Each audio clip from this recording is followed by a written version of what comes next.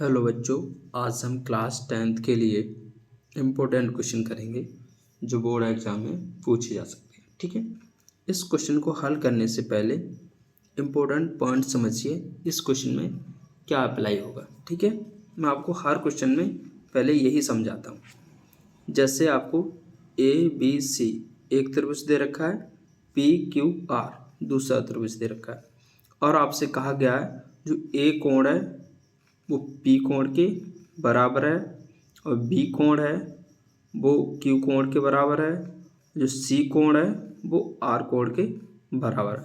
ये आपको दे रखा है। ठीक है, तो देखिए फिर में कौन सी यूज होगी, एंगल एंगल एंगल। कहने का मतलब तीनों कोण आपस में कैसे हैं, दोनों त्रिभुज के बराबर। एंगल एंगल एंगल प्रमेय से। ठीक है, जब ये एंगल एंगल प्रमेय से हैं, अब देखिए तो दोनों त्रिभुज कैसे हो जाएंगे, समरूप। समरूप त्रिभुज क्या होते हैं, देखने में एक समान हो। देखिए ये भी त्रिभुज है और ये भी त्रिभुज है। और देखिए सर्वांग सम में क्या अंतर होता है, समरूप में सर्वांग सम का मतलब है जितना बड़ा ये है उतना बड़ा ये होना चाहिए। ठीक है, समरूप में क्या होता है, जैसा ये दिख रहा है तैसा ये दिखना चाहिए। ठीक है, देखिए समान दिख रहे हैं और उसने क्या भी दिया है कि तीनों एंगल आपस में कैसे हैं, बराबर। तो हम कह सकते हैं त्रिभुज ABC समरूप है। ये किसका साइन होता है, समरूप का। त्रिभुज PQR कैसे हैं, समरूप। जब समरूप होते हैं और उनके एंगल समान दे रखे हैं तो उनकी भुजाओं का अनुपात भी कैसा होता है, समान। देखिए ये भुजाएं कैसे हम निकालते हैं, जैसे यहाँ देखिए ये एंगल है, इसके सामने वाली भुजा क्या है, BC, तो मैंने BC लिखा। अब देखिए इसमें देख लिए A, अब इसके समान P था तो P एंगल के सामने की भुजा क्या है, QR, तो बटे QR बराबर। आगे देखिए इसमें क्या है, B के सामने की भुजा क्या है, AC, तो मैंने AC को लिख दिया। अब इसमें देखिए B का एंगल समान कौन सा है, Q।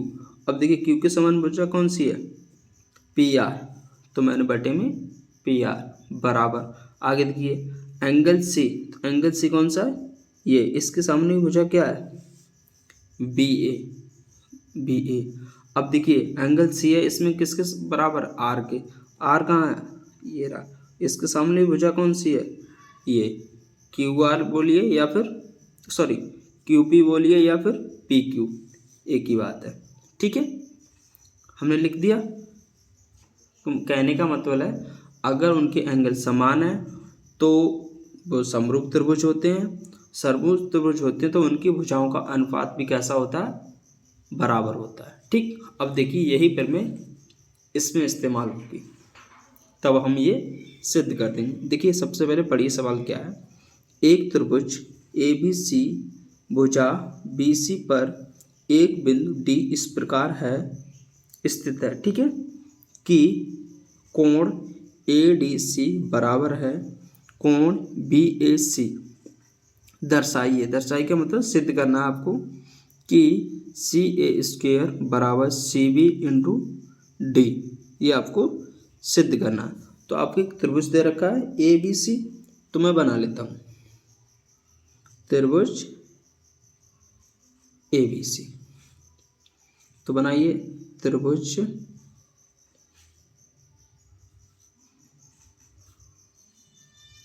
ABC, ये तो नाम दे दीजिए इसे ABC। ठीक, अब उसने कहा है भुजा BC है, उस पे बिंदु D, एक बिंदु D है, कहीं पर भी मान लीजिए आप D दे रखा है। अब क्या आएगा, तो हम इसे मिला लेते हैं यहाँ से। आगे क्या कहा गया है, कोण ADC मतलब ये वाला कोण। ठीक है, आगे देखिए बराबर है किसके, कोण BAC मतलब BAC ये वाले के। ठीक, इसके ये बराबर है। आगे देखिए अब तब आपको दर्शाना है CA² बराबर CB इंटू D। अब देखिए, अब हम क्या करें इसमें, हमें देखिए क्या पता करना है, C B into D C D. अब देखिए हमें सी बी कैसे मिलेगा, बी सी या सी बी एक ही बात है, डी सी या सी डी एक ही बात है, ठीक। अब देखिए त्रिभुज देखिए, बी ए सी में बा त्रिभुज ए डी सी में, ए डी सी में, ठीक है। अब देखिए बी ए सी आ रहा है एंगल इसमें, डी ए सी इसमें भी सी आ रहा है, तो कहने का मतलब जो एंगल सी है वो दोनों में कैसा है, उभयनिष्ठ, उभयनिष्ठ बोल सकते हैं, कॉमन है, ठीक। एंगल सी कैसा है, कॉमन। आगे आपको एक एंगल दोनों में बराबर दे रखा है, क्या है ये लिख दीजिए,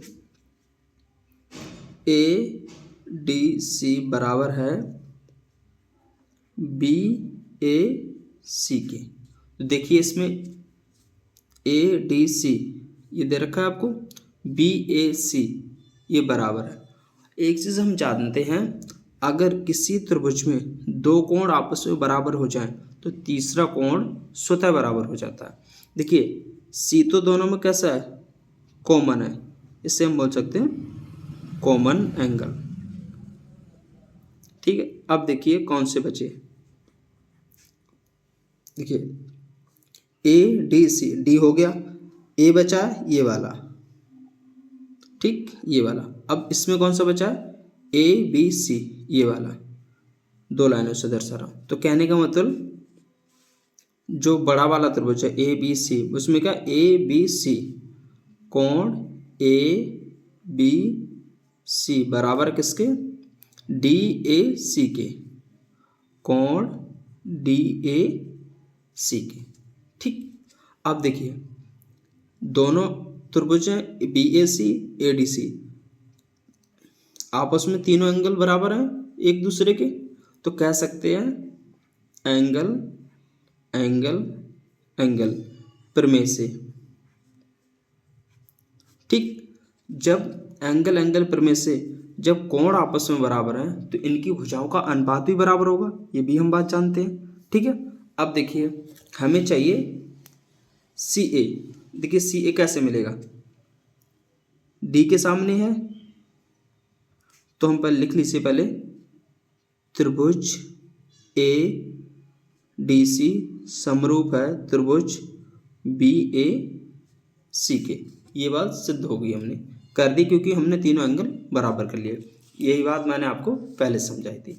अब देखिए हमें चाहिए था सी ए बोलिए फिर ए सी बोलिए, एक ही बात है, क्योंकि आप ए सी भी लिख सकते हैं ऐसे, सी ए भी लिख सकते हैं, और उसके डी के सामने ए सी है इस त्रिभुज में ए डी सी में। अब देखिए ए बी सी में बी के सामने भी ए सी है, ठीक है।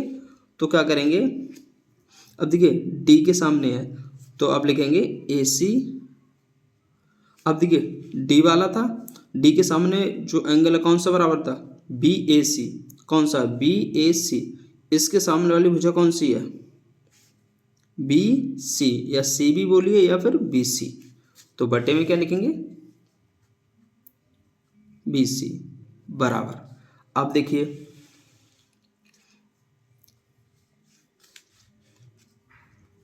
ए बी सी, इसके सामने वाली कौन सी भुजा है, ए सी है ये वाली।